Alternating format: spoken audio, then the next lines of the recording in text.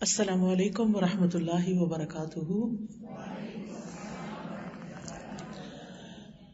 نحمده ونصلی علی رسوله الکریم، اما بعد فاعوذ باللہ من الشیطان الرجیم، بسم اللہ الرحمن الرحیم، رب اشرح لی صدری ویسر لی امری واحلل عقدۃ من لسانی یفقہوا قولی۔ علم کی مجلس میں سب آنے والوں کو خوش آمدید کہتی ہوں۔ اللہ سبحانہ و تعالیٰ سے دعا کرتی ہوں کہ اللہ تعالیٰ ہمارے اس وقت میں برکت ڈالے اور ہم بہترین چیزیں سیکھ سکیں اور ہماری زندگیوں میں خوبصورت تبدیلی آئے۔ آج ہم انشاءاللہ پیارے رسول صلی اللہ علیہ وسلم کے پیارے اخلاق کے بارے میں کچھ باتیں پڑھیں گے، کیونکہ ہم سب کو ریمائنڈرز کی ضرورت رہتی ہے۔ ہم سب گرو کرتے ہیں، فزیکلی بھی اور اسپرچولی بھی۔ ہمیں اخلاقی طور پر بھی ہمیشہ گرو کرتے رہنا چاہیے، کیونکہ اچھے اخلاق کی بہت زیادہ اہمیت ہے، بہت زیادہ فضیلت ہے ہمارے دین میں۔ رسول اللہ صلی اللہ علیہ وسلم نے فرمایا کہ تمام مومنوں میں سے سب سے زیادہ کامل یعنی مکمل ایمان والے وہ لوگ ہیں جن کے اخلاق اچھے ہوں۔ جیسے ہم لا الہ الا اللہ پڑھ کر اسلام میں داخل تو ہو جاتے ہیں، لیکن داخل ہونے کے بعد پھر ہر ایک کا الگ مرتبہ ہے، یعنی کوئی بہت اوپر کے درجے پر ہوتے ہیں، کچھ درمیانے درجے پر ہوتے ہیں، کچھ بالکل بگنرز ہوتے ہیں، اور ہم سب کے پاس ایک کھلی چوائس ہے، آپشن ہے کہ ہم جس درجے پہ جانا چاہیں چلے جائیں۔ اس کے لیے تمنا کریں، خواہش کریں، ارادہ کریں، نیت کریں، کوشش کریں، لیکن اس کے لیے ان کوششوں میں بڑی اہم کوشش علم کا حاصل کرنا بھی ہے، کہ ہمیں معلوم ہو کہ درجات بلند کیسے ہوتے ہیں، ایمان کامل کیسے ہوتا ہے۔ یعنی ہر شخص کا ایمان تو ہے، لیکن ایمان بڑھتا بھی ہے اور ایمان گھٹتا بھی ہے۔ نیک اعمال سے ایمان بڑھتا ہے، اور انسان اگر کوئی غلط کام کرتا ہے تو ایمان گھٹتا بھی ہے۔ تو ہم سب کو مسلسل اپنے ایمان کی فکر کرنی چاہیے اور اس کو بڑھانے کی کوشش جاری رکھنی چاہیے۔ اس لیے ہمیں مسلسل اپنے اخلاق پر توجہ دینی چاہیے تاکہ ہمارا ایمان بڑھتا رہے اور ہمارا ایمان مکمل ہو جائے۔ رسول اللہ صلی اللہ علیہ وسلم نے فرمایا، ابن آدم نے کوئی ایسا عمل نہیں کیا جو نماز، آپس میں صلح کرانے اور اچھے اخلاق سے بہتر ہو۔ یعنی اچھا اخلاق جو ہے وہ بہترین اعمال میں سے ہے، جس کو یہاں نماز کے برابر ایک طرح سے درجہ قرار دیا گیا۔ نماز چونکہ اللہ سبحانہ و تعالیٰ کا حق ہے، وہ اپنی جگہ بڑی اہم چیز ہے، لیکن بندوں کے حقوق میں سے اہم ترین حق یہ ہے کہ ہم ان کے ساتھ جب معاملہ کریں، جب ہم ان کے ساتھ پیش آئیں تو اچھے طریقے سے پیش آئیں۔ رسول اللہ صلی اللہ علیہ وسلم نے اس بات کو مزید اس طرح بھی واضح فرمایا کہ بے شک مومن اچھے اخلاق کے ذریعے روزہ دار اور قیام اللیل کرنے والے کا درجہ حاصل کر لیتا ہے۔ یعنی بعض لوگ ہوتے ہیں ان کو اللہ تعالیٰ توفیق دیتا ہے، وہ نفلی روزے بھی بہت رکھتے ہیں اور راتوں کو جاگتے بھی ہیں، تہجد پڑھتے ہیں، لیکن بعض لوگ یہ سب کچھ نہیں کر سکتے اپنی زندگی کی مصروفیات کی وجہ سے۔ لیکن وہ ان کے درجے تک کیسے پہنچے؟ اچھے اخلاق کے ذریعے۔ یعنی مثلاً آپ اپنے گھر میں ہیں تو اچھا اخلاق تو گھر والوں سے ہی شروع ہوتا ہے۔ گھر میں ہے تو گھر میں صحیح، گھر میں نہیں، باہر ہے، اپنے کام پہ، اپنی جاب میں ہے، تو جس بھی انسان کے ساتھ آپ کا معاملہ پیش آئے، چاہے وہ آپ کا رشتہ دار ہو، چاہے وہ آپ کا دوست ہو، چاہے وہ بالکل اجنبی ہو، ان نون پرسن ہو، کوئی بھی ہو، لیکن جب آپ کی اس کے ساتھ ڈیلنگ ہو تو اچھے طریقے سے ہو۔ اور اگر کوئی انسان اس چیز کی پابندی کرتا ہے تو ایسا ہی ہے جیسے روزے رکھنے والا اور تہجد گزار انسان ہے۔ اور ویسے بھی یہ ہے کہ انسان نہ صرف اچھے اخلاق کے ذریعے انسانوں کے قریب ہو جاتا ہے، انسانوں کا محبوب بن جاتا ہے، بلکہ ایسا شخص اللہ تعالیٰ کا بھی محبوب ہوتا ہے۔ اللہ تعالیٰ ایسے شخص سے محبت کرتا ہے جس کا اخلاق اچھا ہوتا ہے۔ نہ صرف یہ کہ اللہ سبحانہ تعالیٰ بلکہ قیامت کے دن اچھے اخلاق والے لوگ نبی صلی اللہ علیہ وسلم سے بھی بہت قریب ہوں گے۔ آپ نے فرمایا، بے شک تم میں قیامت کے نزدیک سب سے زیادہ مجھے محبوب، یعنی جن سے مجھے محبت ہوگی، اور قریب بیٹھنے والے، یعنی جو آپ کی مجلس کے قریب ترین ہوں گے، وہ لوگ ہوں گے جو بہترین اخلاق والے ہیں، یعنی ان کو آگے جگہ ملے گی. اور آپ نے اپنی امت میں سے بھی بہترین لوگ انہیں قرار دیا. فرمایا میری امت کے بہترین لوگ وہ ہیں جو اخلاق کے لحاظ سے سب سے اچھے ہیں. میزان میں سب سے بھاری نیکی بھی اچھا اخلاق ہے. یعنی قیامت کے دن ہم سب کے اعمال نامے تولے جائیں گے. ہماری ایک اسمائل جو ہم دیتے ہیں وہ بھی ہمارے اعمال میں لکھی جاتی ہے، اور ایک دفعہ گھور کے کسی کو دیکھتے ہیں تو وہ بھی لکھا جاتا ہے. کسی کے ساتھ نرمی کے ساتھ معاملہ کرتے ہیں تو وہ بھی ہمارے اعمال نامے میں ریکارڈ ہو جاتا ہے، اور اگر کسی کے ساتھ سختی کے ساتھ معاملہ کرتے ہیں تو وہ بھی ریکارڈ میں آ جاتا ہے. ہر چیز کا ریکارڈ تیار ہو رہا ہے، اور قیامت کے دن اس کو ہمیں دکھایا جائے گا اور تولا بھی جائے گا. اور سب سے بھاری اعمال نامہ اس کا ہوگا جس کے اعمال نامے میں اچھے اخلاق ہوں گے. اور ہم دیکھتے ہیں کہ اچھے اخلاق میں سب سے زیادہ جو ہمارے لیے رول ماڈل ہیں، اسوہ حسنہ ہیں، اور جن کے اچھے اخلاق کی تعریف اللہ سبحانہ وتعالیٰ نے کی ہے، وہ خود محمد الرسول اللہ صلی اللہ علیہ وسلم ہے. اس لیے اگر ہمیں اچھا اخلاق اپنانا ہے تو ہمیں دیکھنا ہوگا کہ رسول اللہ صلی اللہ علیہ وسلم کا اخلاق کیا تھا، آپ کا طریقہ کیا تھا، آپ لوگوں کے ساتھ کیسے ڈیل کرتے تھے، کس طرح پیش آتے تھے، آپ کا لین دین کیسے تھا، آپ اپنے گھر میں کیسے تھے، آپ اپنے دوستوں کے ساتھ کیسے تھے، آپ صحابہ کے ساتھ کیسے تھے، آپ اپنے ہمسایوں کے ساتھ کیسے تھے، ایون آپ قیدیوں کے ساتھ اور اپنے دشمنوں کے ساتھ کیسے تھے، ان کے ساتھ آپ کا رویہ اور معاملہ کیسا تھا. قرآن مجید میں اللہ تعالیٰ فرماتے ہیں وَإِنَّكَ لَعَلَىٰ خُلُقٍ عَظِيمٍ، بے شک آپ اخلاق کی بلندیوں پر فائز ہیں. یعنی اگر یوں کہا جائے کہ آدم علیہ السلام سے لے کر آخری انسان تک دنیا میں جتنے بھی انسان آئے ہیں ان میں سے سب سے اچھا اخلاق کس کا تھا، تو وہ رسول اللہ صلی اللہ علیہ وسلم کا تھا، کیونکہ آپ کو یہ سند اللہ تعالی کی طرف سے ملی ہے. اور اگر ہم اچھے اخلاق والے بننا چاہتے ہیں تو ہمیں اپنا اخلاق ان کی طرح کرنا ہوگا، وہ ہمارا معیار ہے. دنیا میں اچھے اخلاق میں بہت ساری کتابیں ہیں، بہت سے طریقے بتائے جاتے ہیں، لیکن ہمارا کرائیٹیریا وہی ہونا چاہیے جو اللہ سبحانہ تعالیٰ نے سیٹ کیا، اور وہ محمد رسول اللہ صلی اللہ علیہ وسلم کے ذریعے ہمیں ملا. آپ صلی اللہ علیہ وسلم نے یہ بھی فرمایا کہ یقیناً مجھے اچھے اخلاق کی تکمیل کے لیے بھیجا گیا ہے. یعنی نبی صلی اللہ علیہ وسلم کا دنیا میں آنے کا مقصد کیا تھا کہ خوبصورت، بہترین، اچھے اخلاق مکمل کر دیے جائیں. یعنی اخلاق کے چیپٹر میں کوئی ایسی چیز نہ چھٹے کہ جو نہ بتائی گئی ہو. گویا آپ کا اخلاق مکمل ترین بھی تھا اور آپ نے لوگوں کے لیے اس کو بہترین طریقے سے پیش بھی کیا. اور آپ فرمایا کرتے تھے تم میں سب سے بہتر شخص وہ ہے جس کے اخلاق اچھے ہوں. آپ صلی اللہ علیہ وسلم کے اخلاق کی چند جھلکیاں کیا ہیں، آپ کی اخلاق کی خوبیاں کیا تھی. عبداللہ بن عمرو بن العاص کہتے ہیں کہ یہ آیت جو قرآن میں ہے، یا ایھا النبی انا ارسلناک شاہدا ومبشرا ونذیرا، اے نبی بے شک ہم نے آپ کو گواہی دینے والا، خوشخبری دینے والا اور خبردار کرنے والا بنا کر بھیجا ہے.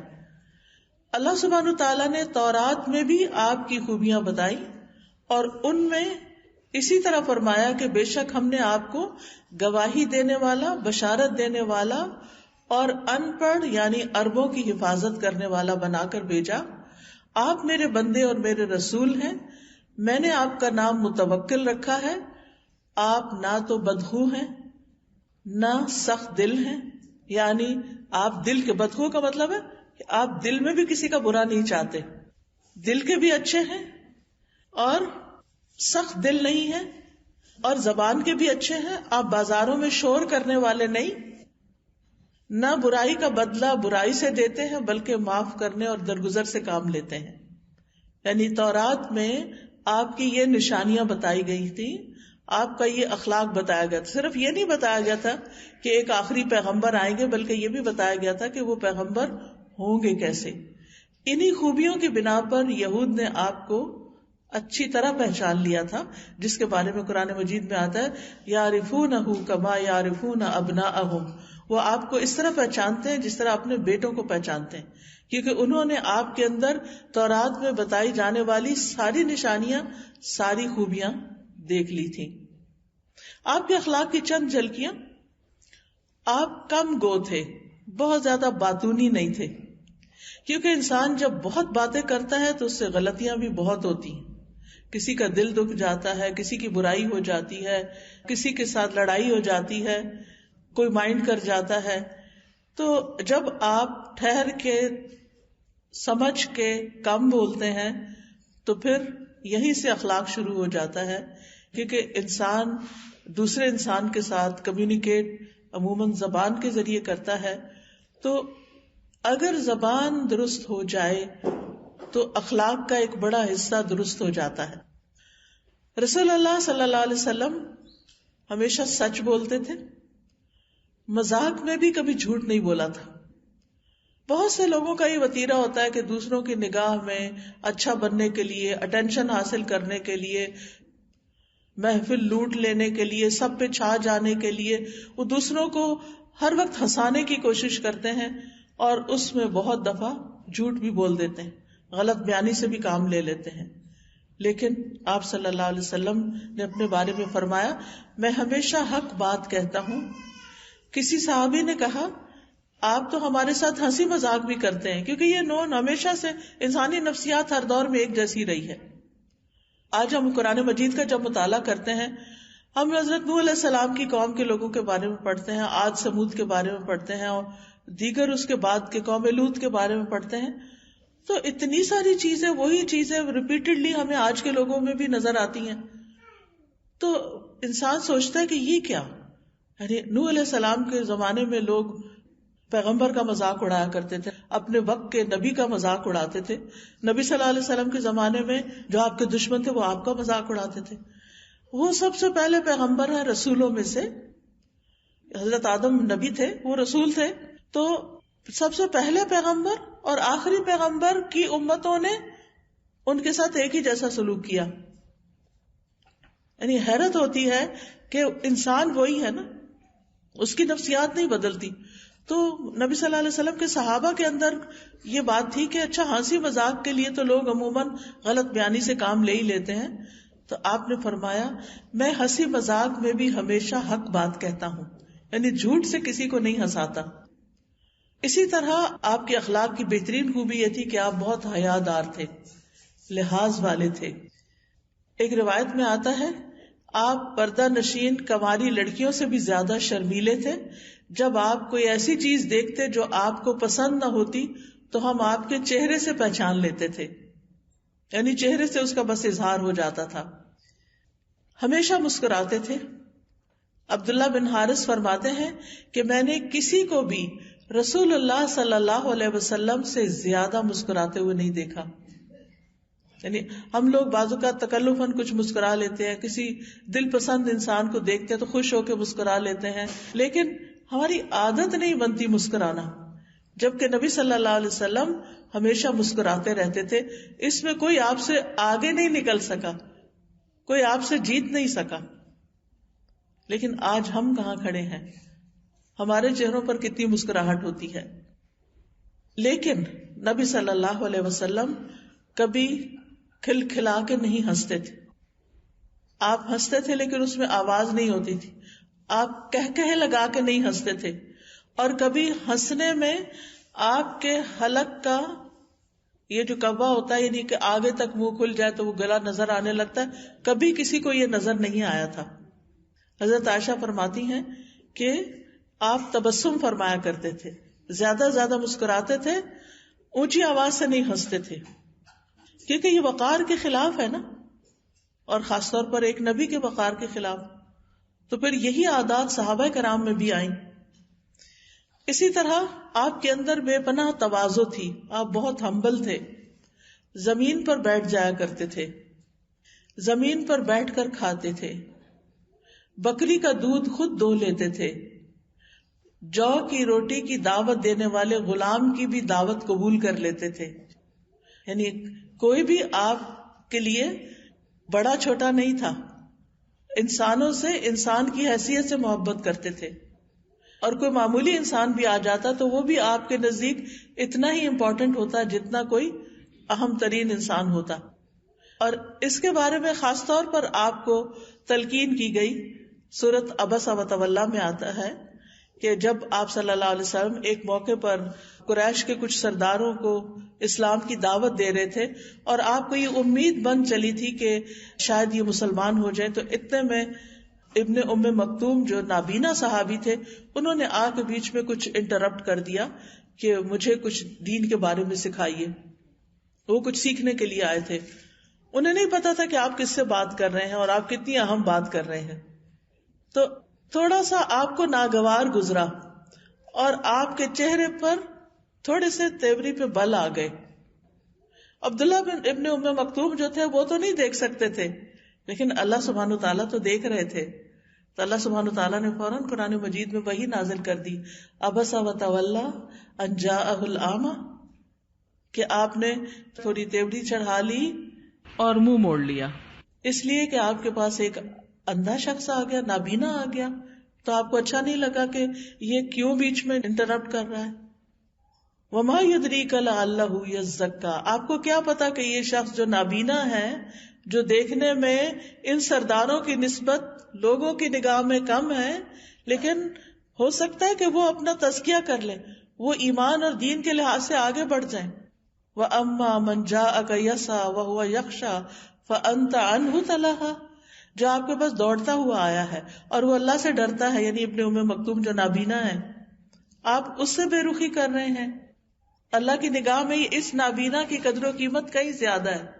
اللہ سبحانہ وتعالی قیامت کے دن لوگوں کو ان کے دنیاوی سٹیٹس کے مطابق نہیں ٹریٹ کریں گے، ان کے ایمان کے مطابق ان سے ڈیل کریں گے. جس کا ایمان زیادہ ہے، جس کا اخلاق اچھا ہے، وہ کہیں آگے ہوگا بنسبت اس شخص کے جس کے پاس بہت مال ہے یا دنیا میں اس کا بہت شہرہ ہے لیکن اخلاق اچھا نہیں ہے. اور اس میں ہم دیکھتے ہیں کہ نبی صلی اللہ علیہ وسلم کو ایک دفعہ جنت میں لے جایا گیا تو آپ نے اپنے آگے آگے ایک قدموں کی آواز سنی کہ کوئی چل رہا ہے، کسی کے چلنے کی آواز سنی. آپ نے پوچھا کہ یہ کون ہے؟ بتایا گیا کہ یہ بلال ہیں، بلال رضی اللہ عنہ ہیں. تو آپ نے واپس آ کر حضرت بلال سے پوچھا کہ وہ تمہارا کون سا عمل ہے کہ جس کی وجہ سے میں نے تمہارے قدموں کی چال اپنے سے آگے سنی. تو انہوں نے کہا کہ میں نے کبھی کسی کو بتایا تو نہیں، لیکن آپ نے پوچھا تو میں بتا رہا ہوں کہ میں جب بھی میرا وضو نہیں رہتا تو میں وضو کر لیتا ہوں اور 2 رکعت پڑھ لیتا ہوں. ایسا شخص جو پاکیزہ ہے، جو باوضو رہتا ہے، لیکن حبشی غلام ہے، نہ اس کا گھر ہے، نہ اس کی بیوی ہے، نہ اس کے بچے ہیں، نہ اس کا مکہ میں کوئی سٹیٹس ہے، نہ کوئی بزنس ہے، لیکن جنت میں وہ آگے جا رہا ہے. اللہ سبحانہ و تعالیٰ کسی کی شکل نہیں دیکھتے، کسی کا رنگ نہیں دیکھتے، کسی کا مال نہیں دیکھتے، وہ اس کا دل دیکھتے ہیں، دل میں کیا ہے، اور اس کے اعمال دیکھتے ہیں، اخلاق کیسا ہے. کیونکہ اعمال میں سب سے بہترین چیز انسان کی عبادات کے بعد اس کا اخلاق ہی ہے. پھر اسی طرح آپ صلی اللہ علیہ وسلم انتہائی سخی تھے، کھلے دل کے مالک تھے اور سب انسانوں میں سے زیادہ سخاوت والے تھے. آپ سے کبھی کسی بھی چیز کا سوال کیا جاتا تو آپ اس کو دے دیتے تھے. ایک دفعہ ایک صحابیہ نے آپ کے لیے ایک چادر بنا کے بھیجی جس کی آپ کو ضرورت بھی تھی. تو اتنے میں ایک صحابی مجلس میں آئے تو انہوں نے کہا کہ آپ کی یہ چادر بڑی خوبصورت ہے. تو آپ نے وہ چادر اتار کو اس کو دے دی.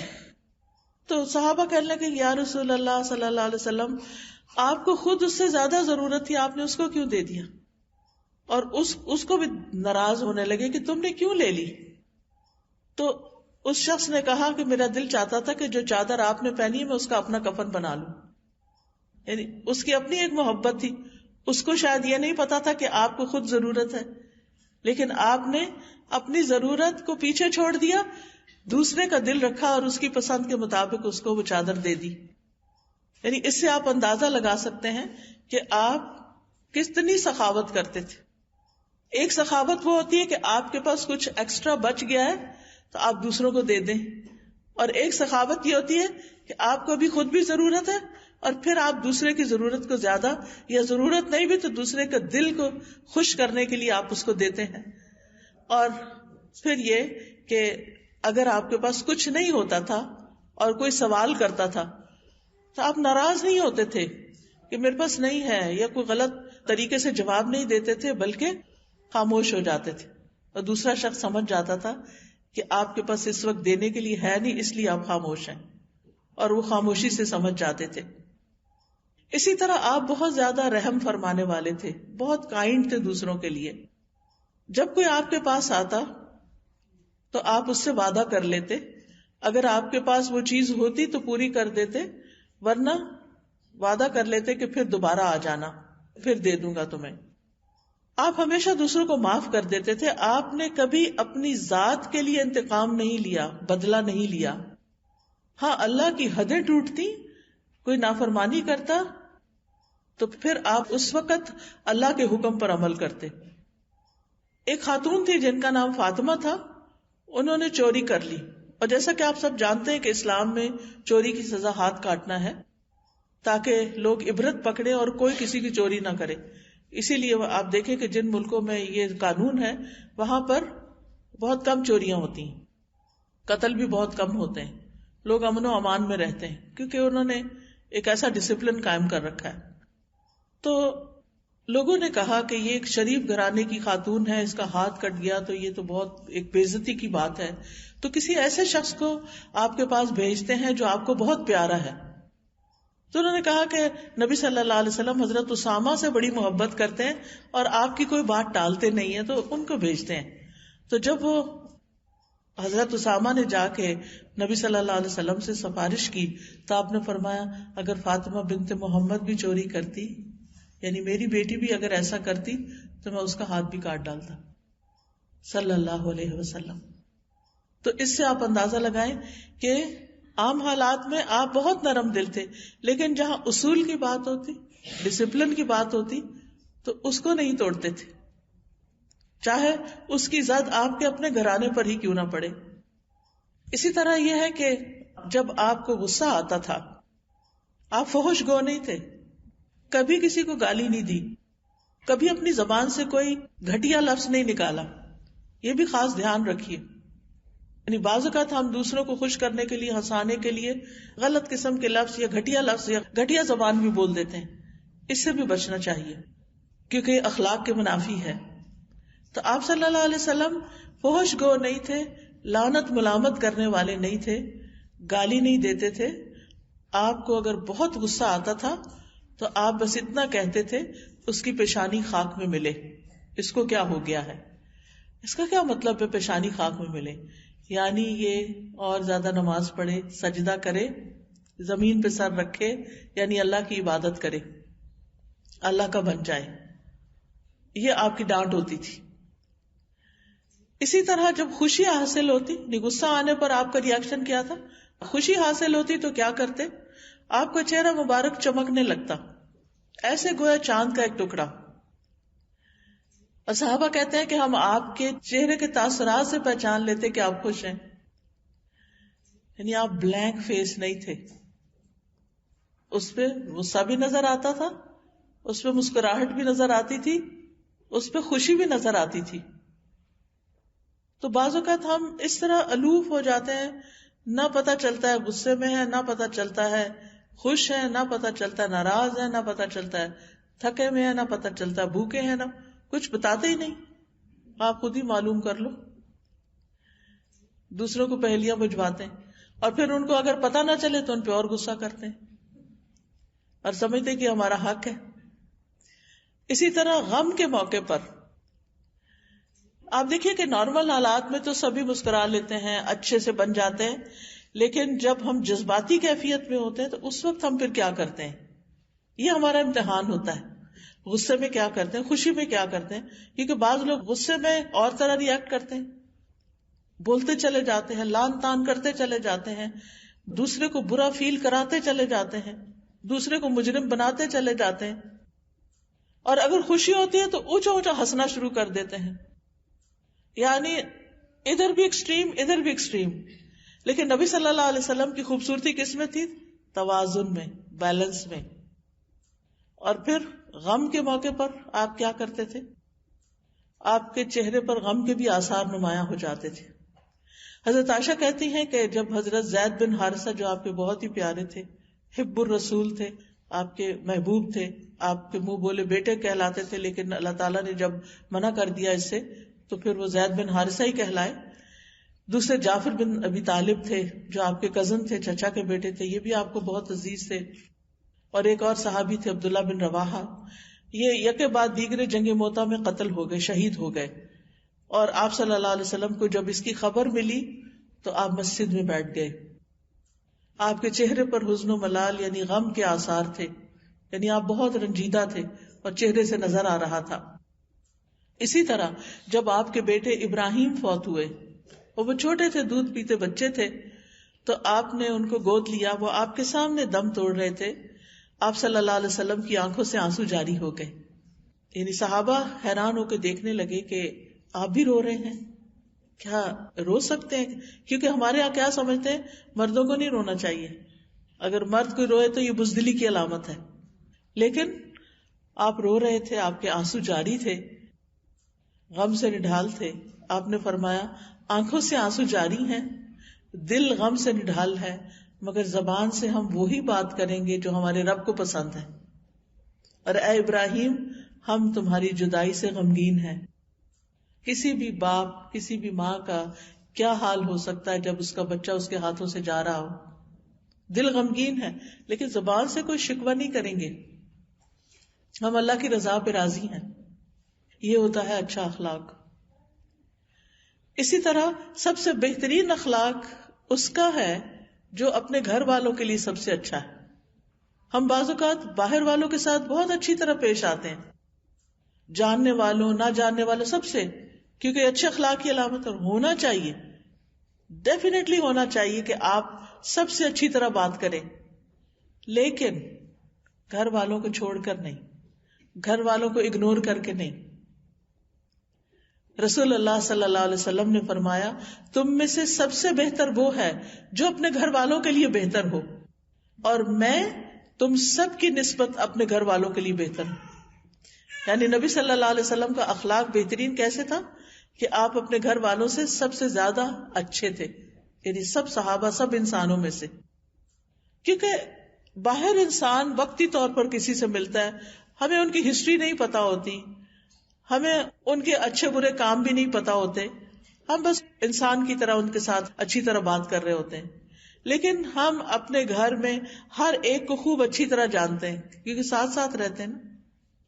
ماں بچے کو جانتی ہے، بچہ ماں کو جانتا ہے، باپ بیٹے کو جانتا ہے، ہسبینڈ وائف ایک دوسرے کو جانتے ہیں، ایک دوسرے کی کمی کمزوری سبھی کچھ پتا ہوتی ہے. تو اس میں انسان کے لیے اچھا اخلاق مینٹین کرنا بہت مشکل ہوتا ہے.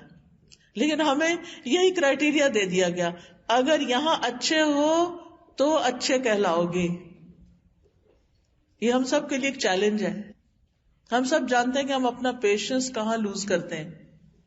باہر کم ہی کرتے، باہر بھی کبھی کبھی کر جاتے ہیں، لیکن سب سے زیادہ کہاں کرتے ہیں؟ اپنے ہی گھر میں.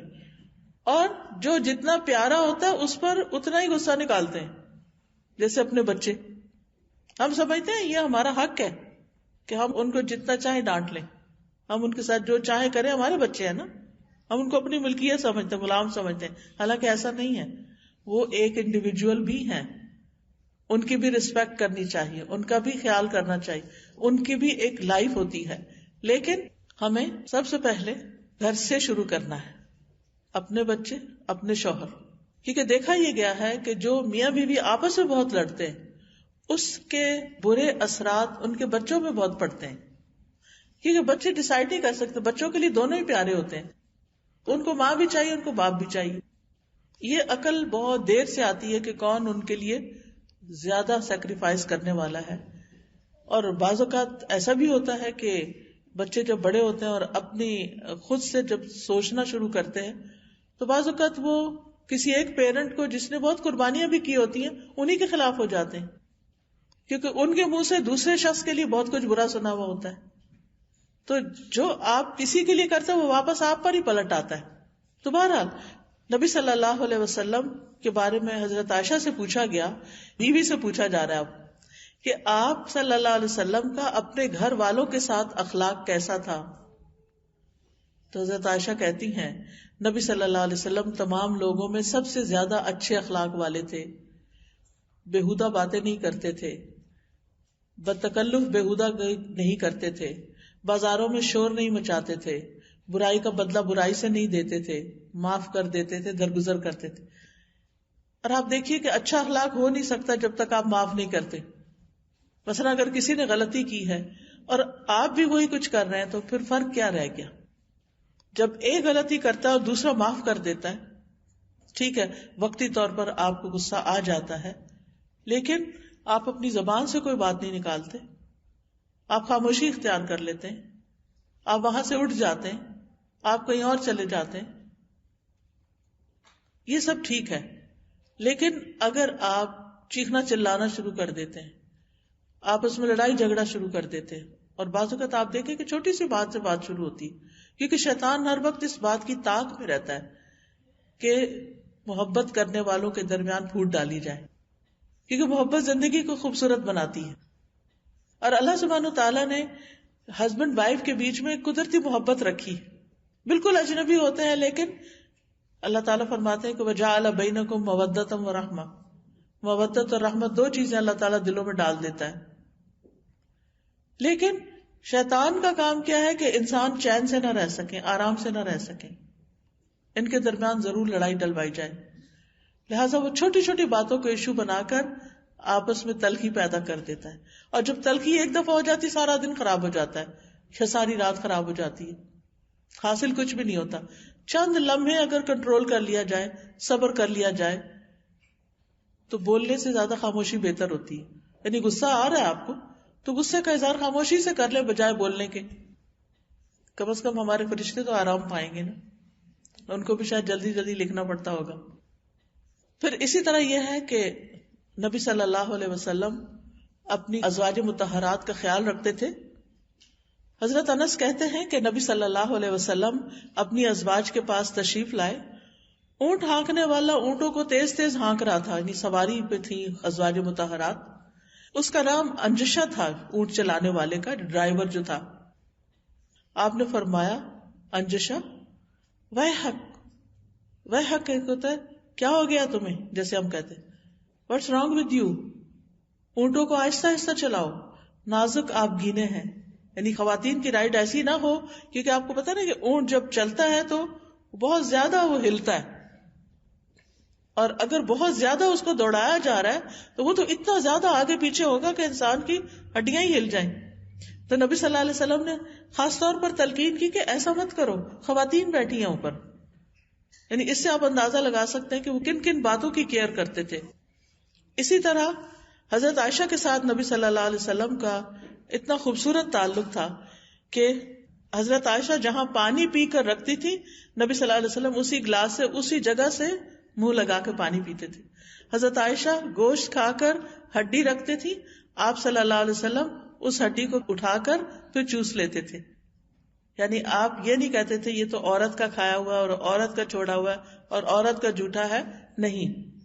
تو اس سے آپ اندازہ لگا سکتے ہیں کہ آپ کے اندر تواضع بھی کتنی تھی اور محبت کا اظہار بھی کیسے کرتے تھے.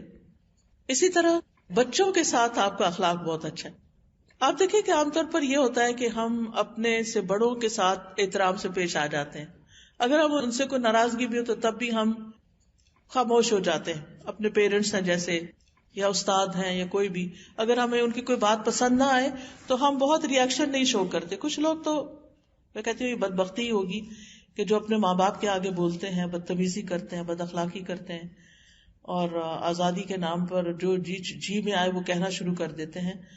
اس سے بڑا بدبخت کوئی نہیں جو اپنے والدین کے ساتھ ایسا سلوک کرے.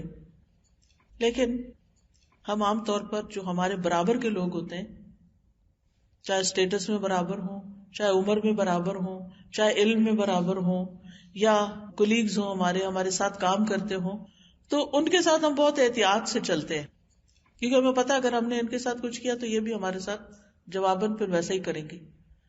تو وہاں تھوڑا سا ہم بہتر ہوتے ہیں. لیکن جو ہم سے چھوٹے ہوتے ہیں عام طور پر ان کے ساتھ ہمارا رویہ اچھا نہیں ہوتا. ہم سب مائیں ہیں، ہم سب اپنے اپنے بارے میں سوچیں کہ ہم اپنے بچوں کے ساتھ کیسے ہیں، کتنا صبر ہے. آج ایک میٹنگ تھی ہماری ٹیچرز کے ساتھ جو بچوں کی کلاسز لیتی ہیں، تو ان سے مختلف ایشوز پر ڈسکشن ہو رہی تھی. تو وہ بتا رہی تھی کہ ہم بچوں کے ساتھ بات چیت کرتے ہیں. تو میں نے کہا کہ کیا بات چیت کرتے ہیں مثلاً؟ تو وہ کہتی کہ ایک بچہ کہتا ہے کہ میری ماما مجھے ہر روز ڈانٹتی ہیں کہ تم اپنا بستر بناؤ. لیکن ایک دن بھی انہوں نے مجھے یہ نہیں بتایا کہ کیسے بناؤں، اور مجھے سمجھ نہیں آتی میں کیا کروں. کہتے پھر میرے ڈیڈی نے مجھے بستر بنانا سکھایا. بعض اوقات ہم مائیں بہت ناجائز رویہ اختیار کرتی ہیں، بچوں سے وہ ایکسپیکٹ کرتے ہیں جو ہم نے ان کو سکھایا ہی نہیں ہوتا، جو ہم نے ان کو دیا ہی نہیں ہوتا، جو ہم نے ان کو بتایا ہی نہیں ہوتا، جو ہم نے ان سے کمیونیکیٹ ہی نہیں کیا ہوتا، اور پھر ہم ان سے ایکسپیکٹ کرنے لگتے ہیں کہ یہ شاید خود ہی سے سیکھ جائیں گے یا صرف ہمیں دیکھ کے ہی سیکھ جائیں گے، جبکہ ہمارا فرض بنتا ہے کہ ان کو پہلے چیز سکھائیں اور پھر ان کو بتائیں. اور اگر 10 دفعہ بھی وہ غلطی کرتے ہیں 10 دفعہ ان کو سکھائیں. تو اس لیے نبی صلی اللہ علیہ وسلم کے اخلاق کی یہ خوبی کہ آپ کیا کرتے تھے، بچوں کے ساتھ بہت پیار سے محبت سے پیش آتے تھے. انس بن مالک کہتے ہیں میں نے رسول اللہ صلی اللہ علیہ وسلم سے بڑھ کر کسی کو بچوں پر شفقت کرتے ہوئے نہیں دیکھا. کہ آپ بچوں کے ساتھ کتنی محبت کرتے تھے، کتنی نرمی سے بات کرتے تھے، پیار سے مخاطب کرتے تھے. حضرت انس کہتے ہیں کہ نبی صلی اللہ علیہ وسلم زینب بنت ام سلمہ کے ساتھ کھیلتے بھی تھے. آپ کو معلوم ہے نا کہ حضرت ام سلمہ بیوہ ہو گئی تھی. ان کے شوہر ابو سلمہ جو تھے وہ مدینہ میں آئے تھے اور کچھ عرصے کے بعد بیمار ہو کے فوت ہو گئے تھے. ام سلمہ رضی اللہ تعالی عنہا ان کی وفات پر بہت روئی تھی، اور نبی صلی اللہ علیہ وسلم نے ان کو صبر کی تلقین کی اور دعا سکھائی کہ اللہم اجرنی فی مصیبتی واخلف لی خیرا منہا. اللہ مجھے اپنی اس مصیبت کا اجر عطا فرما، یعنی جو مجھ پہ آئی ہے، اور مجھے اس سے بہتر شوہر عطا فرما. وہ کہنے لگی کہ یہ دعا تو میں نے مانگ لی، لیکن میں نے کہا کہ ابو سلمہ سے اچھا کوئی انسان نہیں ہو سکتا. یعنی انہیں اپنے شوہر سے اتنی محبت تھی. بہرحال کچھ عرصے کے بعد جب ان کی عدت وغیرہ ختم ہو گئی تو نبی صلی اللہ علیہ وسلم نے ان کو پروپوز کیا. بہت عقل مند خاتون تھی. تو انہوں نے کہا کہ میں اب بہت میچور ہو چکی ہوں اور میرے بچے چھوٹے ہیں، اور میں اپنے بچوں کے بارے میں بہت پروٹیکٹیو ہوں، اور اس لیے میں آپ سے شادی نہیں کر سکتی. آپ سوچئے کہ اللہ کے رسول صلی اللہ علیہ وسلم ان کو پروپوز کر رہے ہیں اور وہ انکار کر رہی ہیں. کس کی وجہ سے؟ بچوں کی وجہ سے اور اپنی کچھ عادات کی وجہ سے. تو آپ نے فرمایا کہ تمہارے بچے میرے بچے، یعنی میں ان کو لک آفٹر کروں گا. اور پھر ان کے لیے دعا کی کہ جو چیز تمہاری عادات میں تم رکاوٹ سمجھتی ہو میں اس کے لیے دعا کروں گا. anyway, شادی ہو گئی. وہ چاروں بچے حضرت ام سلمہ کے ساتھ نبی صلی اللہ علیہ وسلم کے گھر میں آ گئے. آپ ان کی تربیت کرتے تھے. وہ واقعہ بھی یاد ہوگا کہ جب عمر بن ابی سلمہ تھے ان کے بیٹے، تو وہ جب کھانا کھاتے تھے تو جیسے بچوں کی عادت ہوتی ہے پلیٹ میں سے کبھی یہاں سے اٹھا لیا کبھی یہاں سے اٹھا لیا. وہ روایت کرتے ہیں کہ حدیث کہ میرا ہاتھ ہر جگہ گھومتا تھا. تو آپ صلی اللہ علیہ وسلم نے فرمایا کہ بیٹے اپنے آگے سے کھاؤ، بسم اللہ پڑھ کے کھاؤ، یعنی کھانا اس طرح کھاتے ہیں. اسی طرح چھوٹی ان کی بیٹی تھی حضرت زینب حضرت ام سلمہ کی، تو آپ اس کے ساتھ کھیلتے تھے اور انہیں بار بار پکارتے تھے زوینب زوینب، یعنی آپ اس بچی کو بھی توجہ دیتے تھے. یتیم بچی تھی، آپ کے گھر میں پل رہی تھی، لیکن کس طرح آپ اس سے محبت کرتے تھے. اب آپ دیکھیں ہمارے ہاں کیا حالات ہیں. اگر کسی بیوہ عورت کی شادی کسی مرد سے ہو ہی جائے، طلاق یافتہ کی ہو جائے اور اس کے بچے بھی ہوں، اول تو بچے کے ساتھ کوئی ایکسپٹ ہی نہیں کرتا. آج ہی کوئی مجھ سے کہہ رہا تھا کہ کسی کی شادی کا مسئلہ ہے، اس کے ساتھ بچی ہے اور کوئی بھی شادی کرنا نہیں چاہتا اس سے، کہ یہ بچی نہیں ہم لے سکتے ساتھ، اس بچی کی ہم ذمہ داری نہیں لے سکتے. اب ماں ہے، بچی کہاں چھوڑ دے؟ بعض اوقات تو ننیال ہوتے ہیں، ددیال ہوتے ہیں، بچے چلے جاتے ہیں، لیکن کہاں چھوڑے بچے؟ تو کوئی ایکسپٹ کرنے کو تیار نہیں ہوتا. حالانکہ اگر کوئی بیوہ عورت ہے اور یتیم بچہ آپ کے گھر میں پل رہا ہے تو اس سے بڑی کوئی سعادت نہیں. قیامت کے دن نبی صلی اللہ علیہ وسلم کے قریب جگہ ملے گی. آپ صلی اللہ علیہ وسلم نے بچوں کو بھی ایکسپٹ کیا اور ان کی تربیت بھی کی. کتنا بڑا دل تھا آپ کا. جابر کہتے ہیں میں نے رسول اللہ صلی اللہ علیہ وسلم کے ساتھ ظہر کی نماز پڑھی، پھر آپ اپنے گھر جانے کو نکلے، میں بھی آپ کے ساتھ چلا. سامنے کچھ بچے آ گئے، آپ نے ہر بچے کے رخسار پہ ہاتھ پھیرا، گال تھپتھپایا، پھر میرے رخسار پہ بھی ہاتھ پھیرا. آپ کے ہاتھ میں وہ ٹھنڈک اور وہ خوشبو تھی جیسے کسی نے خوشبو ساز کے ڈبے میں ہاتھ ڈال کے نکالا ہو. اور ایک جگہ پر آتا ہے کہ میں وہ ٹھنڈک ہمیشہ محسوس کرتا ہوں. یعنی اتنے پیارے ہاتھ تھے آپ صلی اللہ علیہ وسلم کے. اب یہ محبت تھی آپ کی بچوں سے. یہ بچے پلٹ کے آپ سے محبت کرتے تھے، اور جب آپ اس دنیا میں نہیں رہے تو پھر یہی بچے آپ کے مشن کو آگے لے کے چلے. آپ جو دین لائے تھے اس کو یہی پھیلانے والے بنے، اسی اخلاق کے ساتھ جو نبی صلی اللہ علیہ وسلم نے ان کے سامنے پیش کیا. اسی طرح بشر بن اقربہ کہتے ہیں میرے والد نبی صلی اللہ علیہ وسلم کے ساتھ ایک غزوہ میں شہید ہو گئے تھے. تو نبی صلی اللہ علیہ وسلم میرے پاس سے گزرے، میں رو رہا تھا. آپ نے مجھ سے فرمایا چپ ہو جاؤ، کیا تم اس بات پہ راضی نہیں کہ میں تمہارا والد ہوں اور عائشہ تمہاری امی ہوں؟ یعنی اس یتیم بچے کو بھی اپنا بیٹا بنایا. کہا جاتا ہے کہ ہم بچپن میں یہ کہانی ہم نے اپنی اسکول کی کتاب میں پڑھی تھی کہ شاید عید کا دن تھا اور اس بچے کے پاس کپڑے نہیں تھے اور وہ رو رہا تھا، تو پھر آپ نے اس کے لیے عید کے کپڑوں کا انتظام کیا. بہرحال کہنے کا مطلب یہ ہے کہ ان نوٹسڈ کوئی بچہ نہیں جاتا تھا. ہم سب کو بھی بچے اچھے لگتے ہیں، لیکن آج کل تھوڑے سے ٹرینڈز بدل رہے ہیں. آہستہ آہستہ خواتین کو اب بچے اچھے نہیں لگتے اور وہ بچے نہیں چاہتی، کیونکہ ہم سب جانتے ہیں کہ ہمارے بعد ہمارے بچے ہی ہمارے لیے دعائیں کرنے والے ہوں گے اگر ہم نے ان کے اندر ایمان اور تقویٰ کے کوئی بیج ڈال دیے. کیونکہ مرنے کے بعد جو چیزیں انسان کو فائدہ دیتی ہیں ان میں سے نمبر 1 نیک اولاد ہے جو ماں باپ کے لیے بعد میں دعائیں کرتی. تو کون سے بچے ماں باپ سے محبت کرتے ہیں؟ جو ماں باپ پہلے بچوں سے محبت کرتے ہیں. کون سے بچے ماں باپ کے لیے دعائیں کرتے ہیں؟ جو ماں باپ اپنے بچوں کو دعائیں سکھا دیتے ہیں.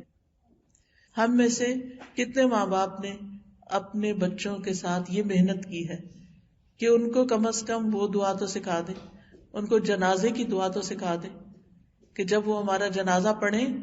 یہ تو اللہ کو پتا کس نے پہلے جانا کس نے بعد میں، لیکن عموماً تو بڑی جنریشن ہی پہلے جاتی ہے نا. کوئی ایکسیپشنلی چھوٹے بھی چلے جاتے ہیں پہلے، تو ان کو دعا تو پڑھنی آتی.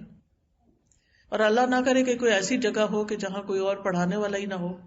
اب آپ دیکھیں کہ کووڈ میں کیا صورتحال تھی کہ خاندان کے لوگ جا بھی نہیں سکتے، جنازہ دیکھ بھی میت کو بھی دیکھ نہیں سکتے تھے. حالات کا تو کوئی پتہ نہیں چلتا. تو اگر بچوں کو بخشش کی دعا بھی نہیں آتی کہ ماں باپ کے لیے دعا کیسے کرنی ہے، تو پھر ہم نے کیا کمایا؟ یہ تو ٹیمپریری ریزیڈنس ہے نا ہمارا دنیا، چاہے آپ کینیڈا کے پرماننٹ ریزیڈنس ہو، لیکن حقیقت یہ ہے کہ ہم یہاں اس دنیا میں ٹیمپریریلی آئے ہیں اور ہر ایک کا ایک ٹائم پیریڈ ہے. بس اس ونڈو میں وہ آتا ہے اور پھر اس کے بعد آگے چلا جاتا ہے. ایک طرف سے آ رہے ہیں لوگ، ایک طرف سے جا رہے ہیں.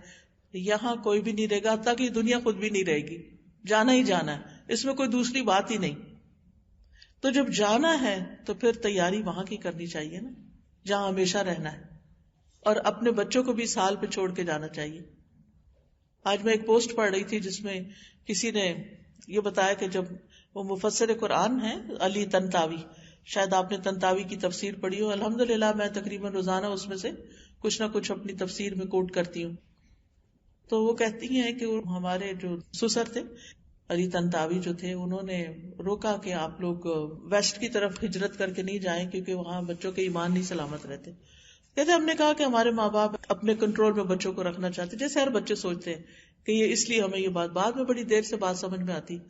کہتے بہرحال اس کے بعد یہ ہوا کہ وہ کہتی ہیں کہ انہوں نے ایک ریسرچ پڑھی جو ایک رمضان خاندان کے اوپر ہوئی جو شاید بیروت سے ہجرت کر کے یہاں پر 100 سال پہلے تقریباً آیا، اور اس کے اس وقت نارتھ امریکہ میں اور ساؤتھ امریکہ وغیرہ میں 5000 افراد ہیں. یعنی کافی عرصہ لگا ان سب کی تلاش میں، تو 5000 لوگ تھے جو ملے. انہوں نے پورے اسٹیٹسٹکس دیے ہوئے تھے کہ جو 80 سال پہلے لوگ تھے ان کے کتنے بچے کرسچن ہو چکے، مسلمان نہیں رہے، جو 60 سال پہلے تھے، جو 20 سال پہلے تھے. یعنی ہارڈلی کچھ لوگ مسلمان بچے ہیں، باقی سب اپنا دین نام سب کچھ چھوڑ چکے. کتنا بڑا چیلنج ہے اس وقت کہ ہم مائیں خود دین سیکھیں اور اپنے بچوں کو خود دین سکھائیں اور ان کو یہ وصیت کر کے جائیں کہ تمہیں اپنے بچوں کے اندر اس ایمان کو پیدا کرنا ہے، ورنہ ایسا نہ ہو کہ کچھ عرصے کے بعد سب کچھ دھل چکا. جو چیز آگے لے جانے والی ہے، ہم اپنے بچوں کو سب سے بہترین تحفہ جو دے سکتے ہیں وہ ایمان کا تحفہ، اور وہ ایک ماں دیتی ہے. کیونکہ بچپن کا وقت ہوتا ہے جس میں ماں اپنے بچوں کو جو چاہے سکھا سکتی. تو اگر آج ہم نے نہیں سکھایا نا، آج ہم نے ان کو نہیں دیا اور ان کے اندر ایمان کی غیرت بھی پیدا نہیں کی کہ اگلی جنریشن کو بھی تم نے خود دینا ہے. اسلامک سکولز پہ نہیں چھوڑیں، مدرسہ پہ نہیں چھوڑیں، قرآن ٹیچر پہ نہیں چھوڑیں، وہ اپنا کام کریں، وہ بتاتے رہیں جو بتانا ہے، لیکن اصل بتانے والی چیز خود ماں ہے. کیونکہ آپ پیار سے، محبت سے، گلے لگا کے، پاس بٹھا کے، گود میں بٹھا کے، سر پہ ہاتھ پھیرتے ہوئے، پیار کرتے ہوئے آپ ان کو یہ کہانیاں سنا سکتے ہیں، آپ ان کو اس دین کے بارے میں بتا سکتے ہیں. کیونکہ اگر ہم نے اپنی ذمہ داری پوری نہیں کی تو ہم سے پوچھ ہوگی. کیونکہ حدیث میں آتا ہے کلکم راعٍ وکلکم مسئول عن رعیتہ فالمرأة راعیۃ فی بیت زوجہا ومسئولۃ عنہا. تم میں سے ہر شخص نگران ہے اور ہر شخص سے اس کی رعیت کے بارے میں پوچھا جائے گا. اور عورت اپنے شوہر کے گھر میں نگران ہے کہ اسے گھر کے مال کی بھی حفاظت کرنی ہے شوہر کے. فالصالحات قانتات حافظات.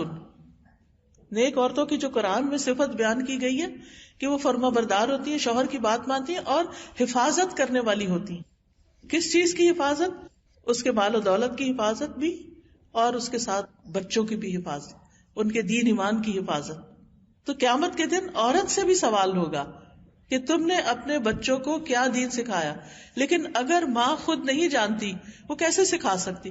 اگر ماں کا علم کے ساتھ رشتہ نہیں جڑا ہوا، کنیکشن یعنی پلگ ان نہیں ہے کسی بھی دینی تعلیم کے ساتھ، قرآن کی تعلیم کے ساتھ، حدیث کی تعلیم کے ساتھ، کسی کلاس کے ساتھ، کسی ٹیچر کے ساتھ، کہیں سے کسی کتاب کے ساتھ، اگر وہ خود نہیں سیکھ رہی تو پھر بچوں کو نہیں دے سکتی.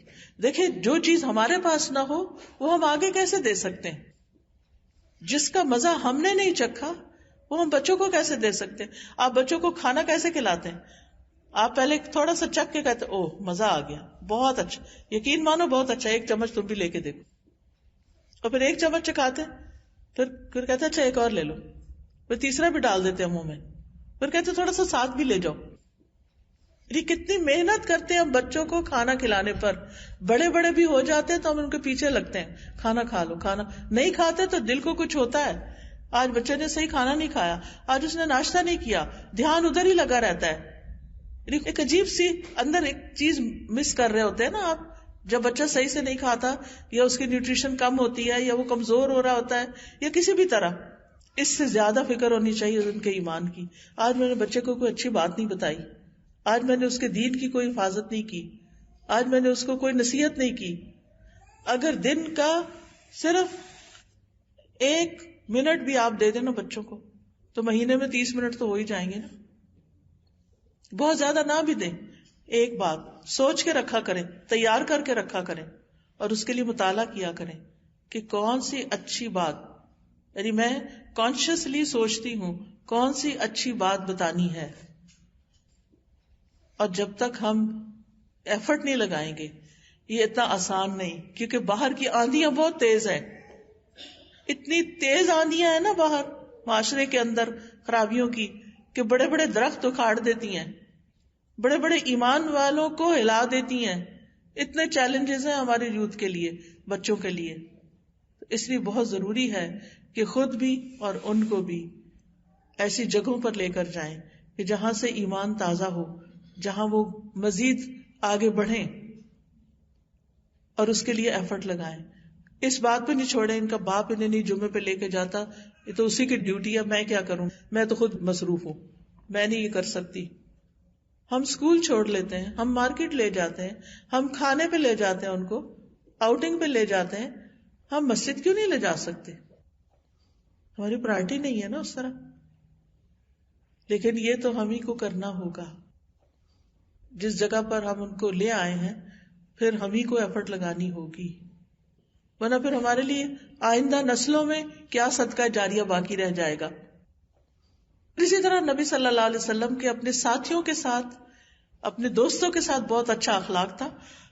آپ انصار سے ملنے کے لیے جاتے، ان کے گھروں میں جاتے، ان کے بچوں کو سلام کرتے، بچوں کے سر پہ ہاتھ پھیرتے، ان کو دعا دیتے، ان کے لیے دعائیں کرتے، یعنی یہ ساری چیزیں. پھر اسی طرح آپ مجلس میں بیٹھتے تھے، زیادہ خود خاموش رہتے تھے، کم ہنستے تھے. آپ کی موجودگی میں صحابہ شعر بھی سنا دیتے تھے، پوئٹری بھی سناتے تھے، اپنے معاملات کا، مسائل کا ذکر بھی کرتے. وہ ہنستے بھی تھے، لیکن نبی صلی اللہ علیہ وسلم کسی وقت اسمائل کر دیتے تھے. پھر اسی طرح آپ فرماتے ہیں، میں مومنوں کے لیے ان کی جانوں سے بھی زیادہ نزدیک تر ہوں. چنانچہ جو کوئی مال چھوڑ جائے تو وہ اس کے گھر والوں کا حق ہے. مال کس کے لیے؟ گھر والوں کے لیے. جو کوئی قرضہ چھوڑ جائے یا اس کے بچے چھوٹے ہیں تو وہ میری ذمہ داری ہے، وہ میرے ذمہ ہے. سبحان اللہ، یہ آپ اپنے صحابہ کے بچوں کے لیے کہہ رہے ہیں. پھر اسی طرح جریر بن عبداللہ کہتے ہیں، میں جب سے اسلام لایا رسول اللہ صلی اللہ علیہ وسلم نے مجھے گھر آنے سے روکا نہیں. میں آپ کے گھر آ جاتا تھا اور جب بھی آپ مجھے دیکھتے ضرور مسکراتے، یعنی کبھی ایسا نہیں ہوا کہ آپ نے مجھے دیکھا اور آپ نے اسمائل نہیں دی. پھر شفقت کے ساتھ ان کو تعلیم دیتے تھے. پھر اسی طرح عام لوگوں کے ساتھ کیسا سلوک تھا، کمزور لوگوں کا خیال رکھتے تھے. نبی صلی اللہ علیہ وسلم کمزور لوگوں کے پاس جاتے خود، یعنی مالی اعتبار سے یا جسمانی یا معذور افراد جو ہوتے ہیں ان سے ملاقات کرتے، ان کے مریضوں کی بیمار پرسی کرتے، ان کے جنازوں میں حاضر ہوتے. آپ چلنے میں پیچھے رہتے، کمزور کو چلاتے، اپنے پیچھے سوار کر لیتے، سواری پہ بٹھاتے، ان کے لیے دعا کرتے. سیرت پڑھتے ہوئے ایک چیز آپ بہت نوٹ کریں گے کہ آپ صلی اللہ علیہ وسلم جس سے ملتے، جس کے ساتھ بھی ہوتے، ان کو دعا دیتے تھے. ہمیں ایک دوسرے کے لیے بہت دعائیں کرنی چاہیے. جس کے بارے میں بھی کوئی سنے، کوئی بیمار ہے، کوئی تکلیف میں ہے، کوئی غم میں ہے، تو صرف سامنے نہیں، پیچھے بھی اس کے لیے دعا کر. جب اس کا خیال آئے تو اس کے لیے دعا کر دیں. یہ نبی صلی اللہ علیہ وسلم کا اخلاق تھا، یہ آپ کی خیر خواہی تھی، یہ آپ کی محبت تھی. پھر آپ ان کی ضروریات پوری کرتے تھے. لوگوں کی آپ تک ایکسس بہت آسان تھی. لوگوں کو آپ سے دھکیلا نہیں جاتا تھا، مارا نہیں جاتا تھا، پیچھے نہیں ہٹایا جاتا تھا کہ نہیں پیچھے ہٹ جاؤ، نہیں. پھر اسی طرح اگر کسی سے کوئی غلطی ہوتی تو آپ جنرلی بات کرتے، لوگوں کو کیا ہو گیا کہ ایسا کیوں کرتے ہیں.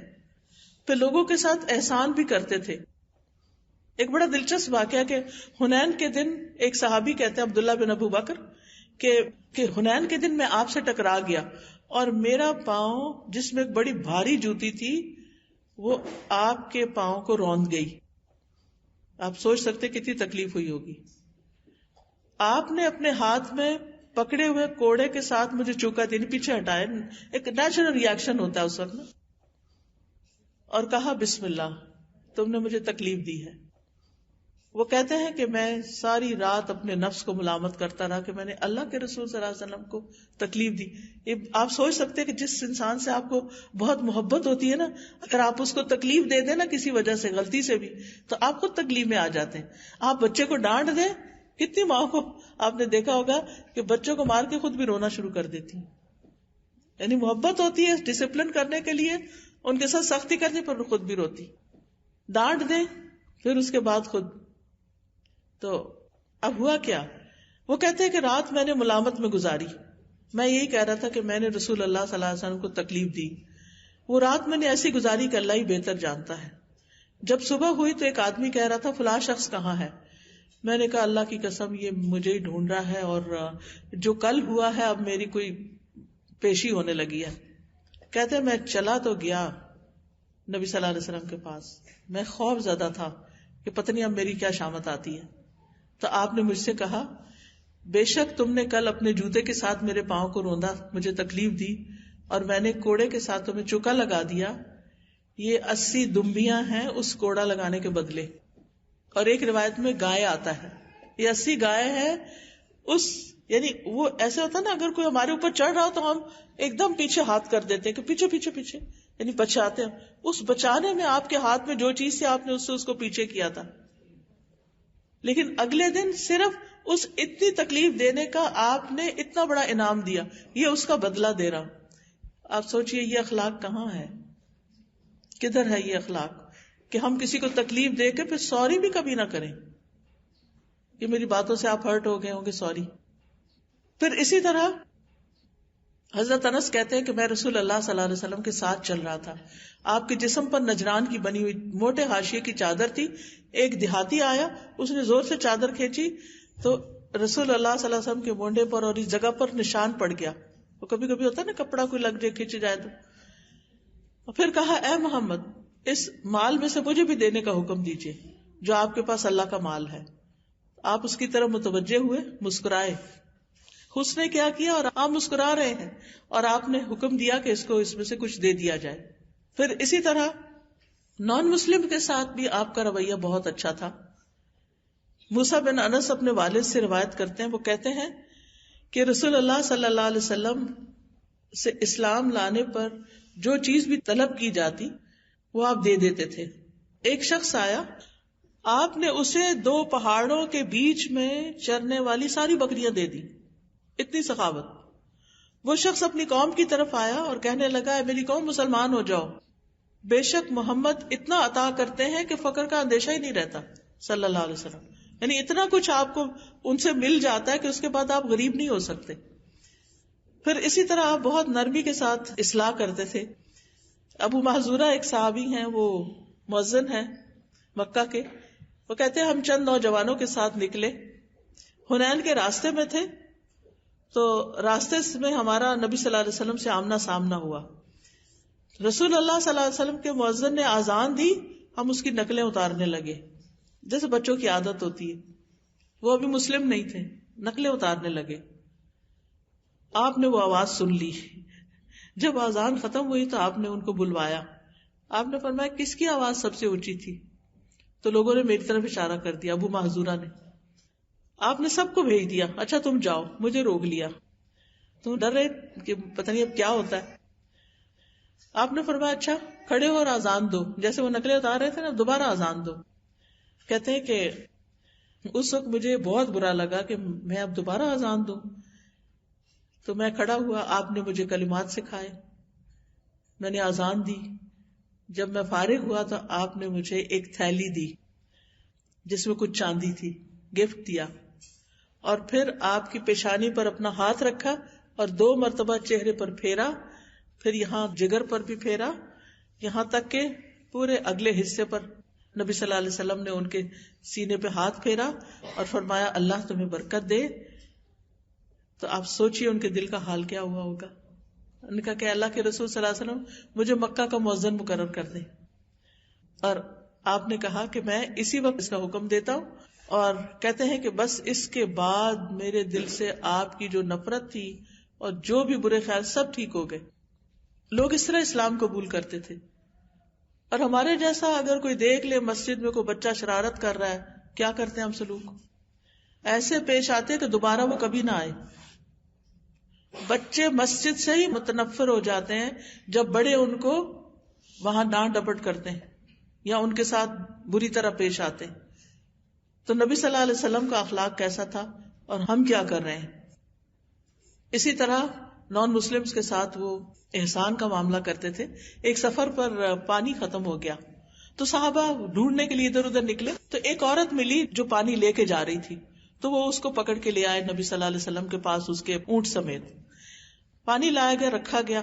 آپ نے اپنے ہاتھ رکھے اس میں اور صحابہ کو وہ پانی دیا. سب نے پینا شروع کیا. وہ دیکھ رہی تھی میرے پانی کے ساتھ کیا ہو رہا ہے. اور جب سب پانی لے چکے تو دیکھا کہ اس کے مشکیزوں میں پہلے سے بھی زیادہ پانی ہے. یہ برکت تھی آپ کی. آپ نے فرمایا کہ سب لوگ اپنا کھانا لے کر آؤ. اس سے ڈھیر سا کھانا جمع کیا اور اس عورت کو وہ پانی بھی اور کھانا بھی ساتھ دے کے رخصت کیا. اور پھر کچھ عرصے کے بعد وہ عورت مسلمان ہوگی، اس کا قبیلہ بھی مسلمان ہو گیا. یعنی آپ نے اس کے ساتھ زیادتی نہیں کی، کہ اس کا پانی چھین کے اس کا جاؤ. وہ کر سکتے تھے، جنگل میں کون پوچھتا. لیکن آپ نے نہ صرف یہ کہ پانی اور دیا اور کھانا بھی دیا.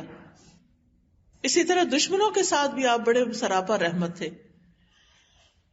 ابو ہریرہ کہتے ہیں کہ آپ سے عرض کیا گیا اللہ کے رسول صلی اللہ علیہ وسلم مشرکین کے خلاف بد دعا کیجیے.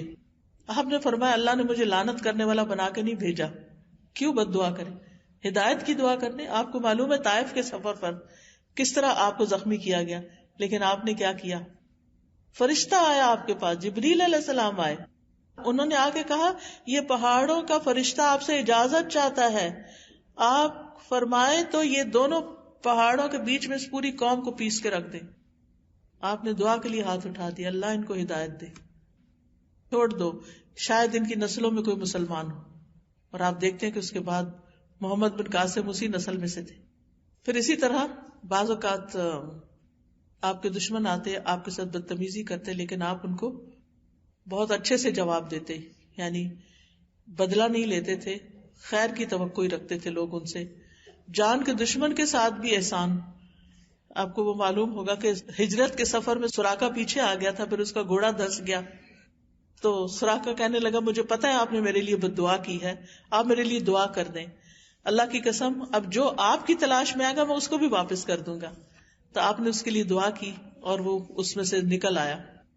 پھر اسی طرح جب آپ پر جادو کیا گیا تھا تو پتہ چل گیا کہ کس نے جادو کیا، لیکن آپ نے اس سے انتقام نہیں لیا.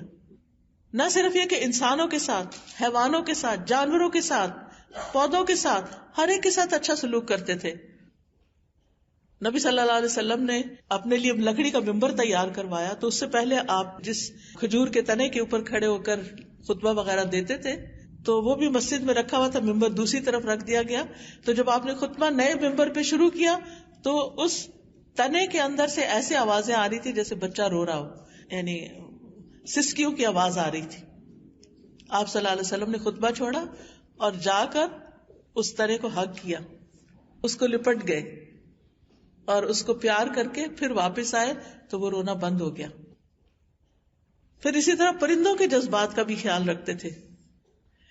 حضرت عبداللہ بن مسعود کہتے ہیں ایک سفر میں ہم رسول اللہ صلی اللہ علیہ وسلم کے ساتھ تھے. آپ قضائے حاجت کے لیے گئے تو ہم نے ایک چڑیا دیکھی، اس کے ساتھ 2 بچے بھی تھے. ہم نے بچے پکڑ لیے تو وہ ہمارے اوپر منڈلانے لگ گئی، چڑیا اوپر اوپر گھومنے لگی کہ میرے بچے ان کے پاس ہیں. تو آپ نے فرمایا کس نے اس چڑیا کو بچوں کی وجہ سے پریشان کیا، اس کے بچوں کو چھوڑ دو. اسی طرح ایک اور موقع پر آپ نے دیکھا کہ چیونٹیوں کے بڑے بل کو لوگوں نے جلا دیا. آپ نے پوچھا کس نے یہ ظلم کیا؟ اللہ کے سوا کسی کے لیے حق نہیں کہ وہ جلانے کی سزا دے. پھر اسی طرح آپ جانوروں کے حقوق کا بھی خیال رکھتے تھے. ایک مرتبہ ایک سفر میں آپ تھے کہ ایک اونٹ آپ کے پاس آ کے رونے لگ گیا. آپ نے اس کے مالک کو بلایا، پتا چلا کہ وہ اسے کھانے کو تھوڑا دیتا ہے لیکن کام بہت لیتا ہے، تو آپ نے اس کو تلقین کی. پھر اسی طرح آپ صلی اللہ علیہ وسلم ایک آدمی کے پاس سے گزرے، وہ بکری ذبح کر رہا تھا اور اس کے سامنے ہی وہ چھری تیز کر رہا تھا.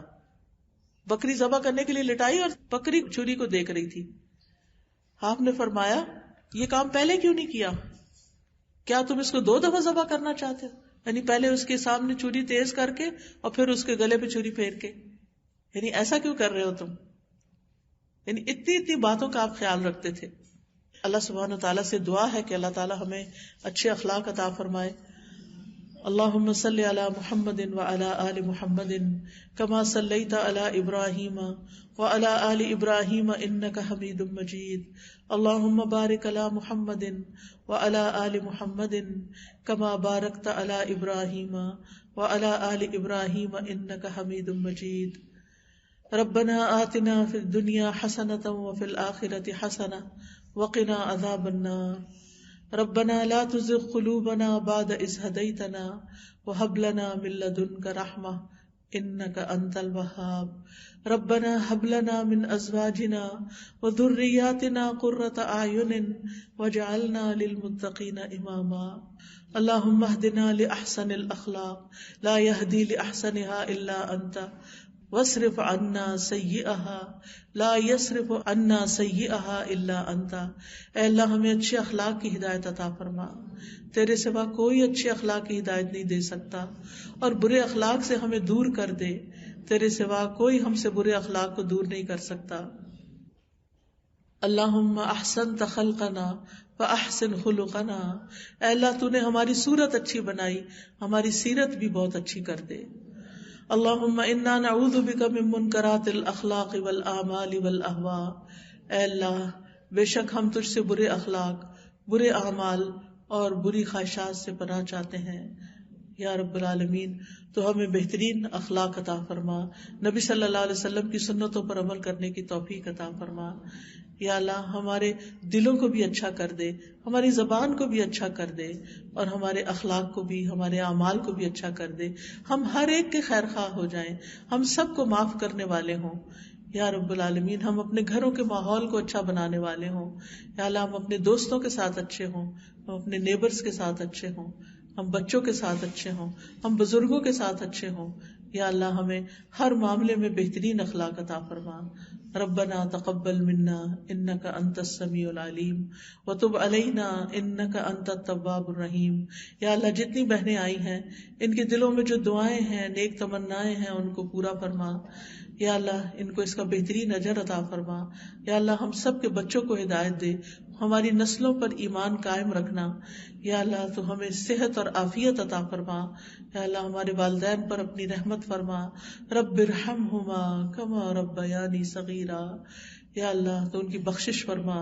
اللہم اغفر لہم وارحمہم وعافہم واعف عنہم واکرم نزلہم. یا اللہ جو فوت ہو چکے ہیں ان کی بخشش فرما. یا رب العالمین انہیں جنت الفردوس عطا فرما. یا اللہ تو ہمارا بھی ایمان پر خاتمہ کرنا، اور ہمیں علم کا شوق اور علم کی محبت اور مرتے دم تک سیکھتے سکھاتے رہنے کی توفیق عطا فرما. ہمارے لیے زندگی کو آسان کر دے، ہماری ساری مشکلات دور فرما دے. تو ہم سب کی حفاظت فرما، ہم سب کو عافیت عطا فرما. ربنا تقبل منا انک انت السمیع العلیم وتب علینا انک انت التواب الرحیم. وصلی اللہ تعالی علی خیر خلقہ محمد وعلی آلہ واصحابہ واہل بیتہ اجمعین برحمتک یا ارحم الراحمین.